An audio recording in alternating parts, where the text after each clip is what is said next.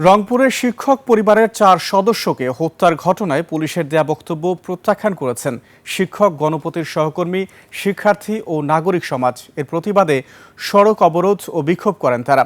3 দিনের মধ্যে খুনিদের চিহ্নিত করে গ্রেফতার করা না হলে রংপুর অচল করে দেওয়ার হুঁশিয়ারি দেওয়া হয়েছে।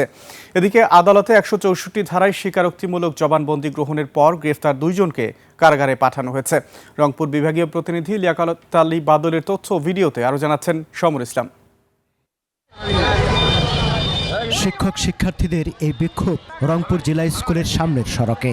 সদ্য অবসরে যাওয়া শিক্ষক গণপতি চক্রবর্তী, তার স্ত্রী প্রীতিলতা ও 2 ছেলে মেয়ে খুনের বিচার দাবি করেন তারা। একই দাবিতে মানববন্ধন করেছে মহিলা পরিষদ।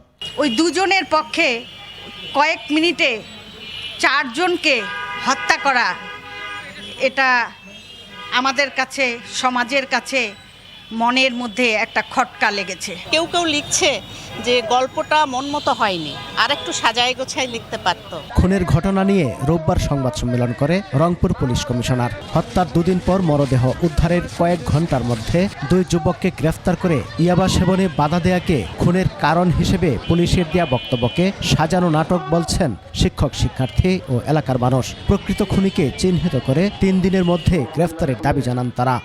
স্যারের ছেলে ছিল আয়ুষ, সে আমার সাথে গত বছর অর্ধবার্ষিক পরীক্ষা দিয়েছে। যারা স্যারকে খুন করেছে তাদের শাস্তি চাই। পুলিশ কমিশনার সাহেবের যে বক্তব্য শুনেছি, এটা আমাদের কাছে বানোয়াট এবং একটা ভিত্তিহীন বক্তব্য মনে হয়েছে।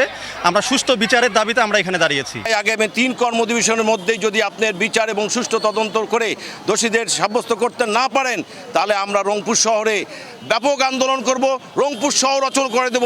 কারেন্টের পোলের কারেন্টকে লাইন কাটলো, এই লোকটি কে? আমাদের প্রশ্ন যে ওখানে যে সিসিটিভি ক্যামেরা ছিল, সেই সিসিটিভি ক্যামেরা কে বন্ধ করলো? ময়না তদন্তকারী চিকিৎসক জানিয়েছেন, 2 জনের মাথায় সামান্য আঘাতের চিহ্ন থাকলেও শ্বাসরোধেই তাদের হত্যা করা হয়েছে।